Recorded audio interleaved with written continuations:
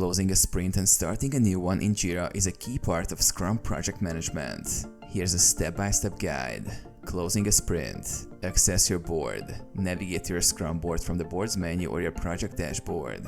Go to Active Sprints. Click on the Active Sprints tab to view the current sprint in progress. Complete the sprint. Ensure all work is completed or moved to the backlog. Review completed issues and those that were not finished. Click the Complete Sprint button located in the top right corner of the Sprint section. This button might also appear as End Sprint in some Jira versions. Review Sprint Summary. Jira will prompt you to review a summary of the sprint, including completed and incomplete issues. Confirm the summary and finalize by clicking Complete. Save and exit. The sprint will close, and any incomplete issues will be moved to the backlog or to the next sprint based on your settings. Starting a new sprint. Open the backlog. Navigate to the backlog view from your Scrum board. Create a new sprint. Click the Create Sprint button at the top of the backlog. This will add a new sprint section to the backlog.